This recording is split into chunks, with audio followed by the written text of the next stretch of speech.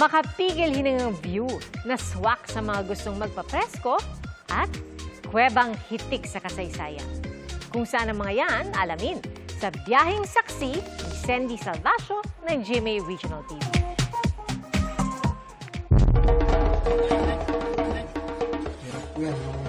Pahirapan ang pagpasok sa Oning Cave sa Barangay Sicalaw, Lasam, Cagayan. Delikado. Pero pagdating sa loob, bubungad ang iba't ibang fossil-like formations. Ang ilan sa mga ito, hinihinalang mula pa sa Paleozoic era na tinatayang 252 million hanggang 541 million na taon ang tanda. May naninirahan din doong wildlife species gaya ng scorpion at long-tailed macaque. Plano ngayon ng local government unit ng Lasam ay ang paglamit sa mga ahensyang pwedeng makatulong sa amin, kagaya dyan ng mga eksperto sa National Cave and Cave Resources Management, DNR at siyempre ang Department of Tourism.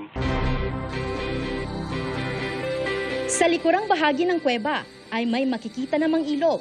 Patuloy pa ang pagsusuri sa Oning Cave. Punta naman tayo sa Benguet.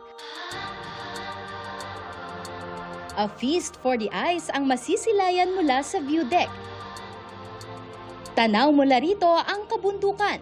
Perfect for the nature feels. Kung morning person ka, pwede mo ring abangan dito ang sunrise. Breathtaking din ang view sa Mount Lamin sa Ilocos Norte. Malaparaiso ang atake lalo kapag naakyat mo ang tuktok ng bundok. Hindi lang panalo sa view, panalo rin sa preskong hangin. Para sa GMA Integrated News, ako si Sendy Salvacio ng GMA Regional TV, ang inyong saksi. Mga kapuso, maging una sa saksi. Mag-subscribe sa GMA Integrated News sa YouTube para sa iba't ibang balita.